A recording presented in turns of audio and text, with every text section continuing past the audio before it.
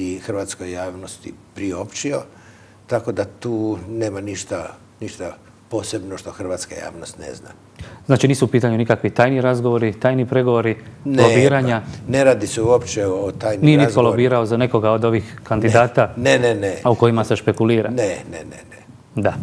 Dobro, inače, kako surađujete s premijerkom Kosor? Možete li usporediti vašu suradnju kroz jedan duži period s bivšim premijerom Sanaderom, sad, vaš odnos i vaše kontakte? Pa znate, ja sam surađivao sa više premijera, sa Ivicom Račanom sam dobro surađivao, osim ono prvo vrijeme kada su bile na dnevnom redu ustavne promjene. I ovlasti predsjednika. Da, mislim da smo se predugo zadržali na temi koja u to vrijeme nije bila od posebne važnosti, jer ja sam rekao ja neću ekstenzivno tumačiti hrvatski ustav. Prema tome mene se ne treba plašiti, ja želim da provodimo reforme, ja želim da naše gospodarstvo pokrenemo, da idemo malo bržim tempom, jer već u to vrijeme je posustalo gospodarstvo zbog jedne kriminalne privatizacije ili pretvorbe. Dakle, trebalo je neke druge stvari rješavati brže. Međutim, predugo smo se zadržali na ustavnim promjenama, ali kad su one donesene, mi smo dobro surađivali.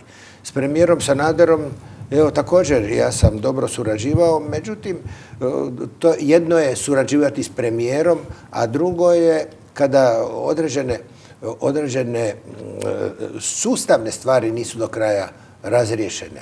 Tako da je ostao jedan prostor za kadroviranje koje nije u skladu sa strukturom demokratskog društva, da tako kažemo. Naime, nama se opet potkralo da smo na čelu određenih institucija koje nisu ministarska mjesta, na čelu institucija gdje bi trebali dolaziti ljudi kompetentni koji mogu rješavati probleme i ubrzati razvoj onog sektora za koji je neko odgovoran.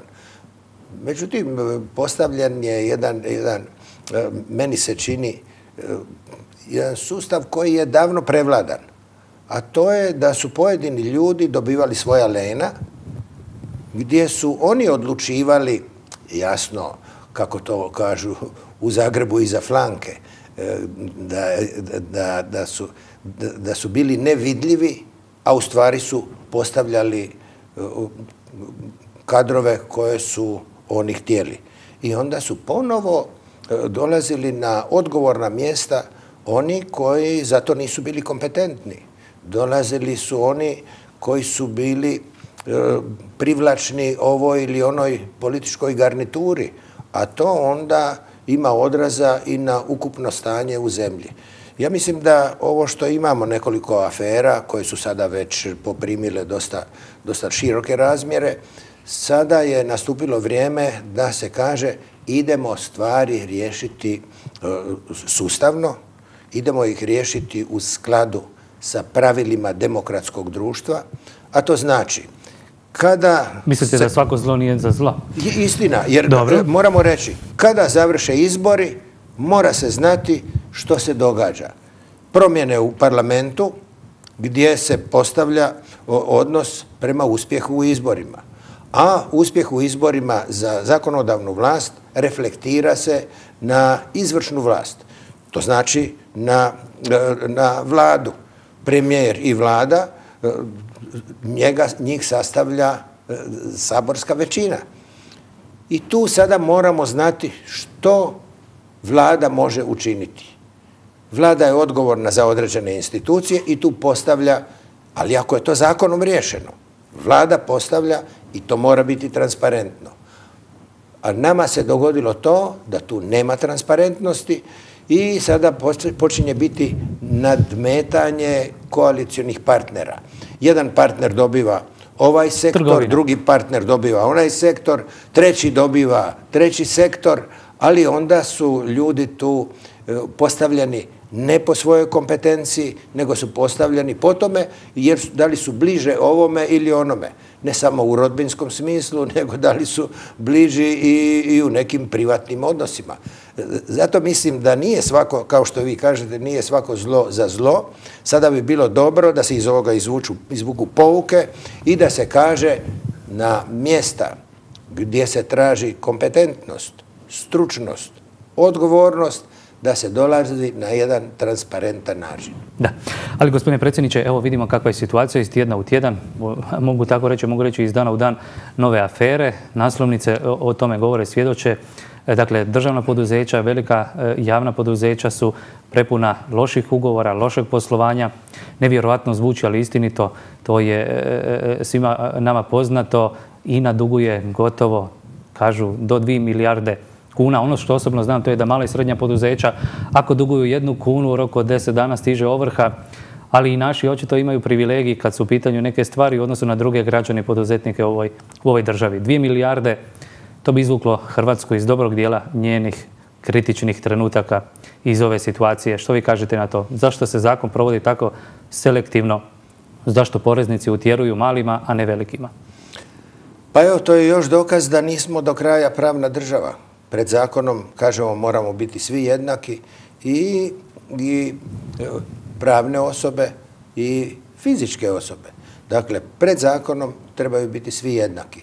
Ali sad se pokazuje ponovo da pojedini ljudi u strukturi vlasti imaju nešto više utjecaja na neka javna poduzeća.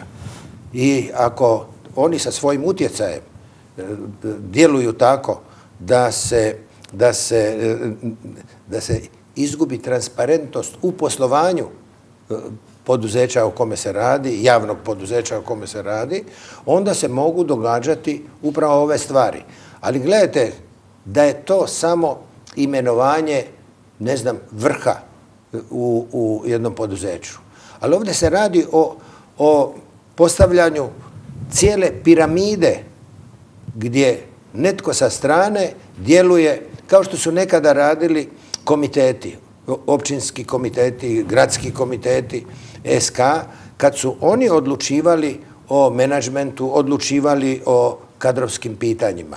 U dubinu, često do treće ili ne znam koje dimenzije. A sad se događa da vam onaj izvan javnog poduzeća odlučuje čak i o onome tko će biti portir. Dakle, jako se u dubinu išlo i zato treba novi zakon da se to više ne bi događalo. Da se urede pravila igre. Ali ja sam rekao i kad je INA u pitanju, treba vidjeti nije bitno što je to INA, nego što su u pitanju 2 milijarde kuna koje su plaćene državnom proračunu. Treba vidjeti svako poduzeće koje je naše poduzeće. To je poduzeće ove zemlje. Ta državna poduzeća, tko je njih stvorio?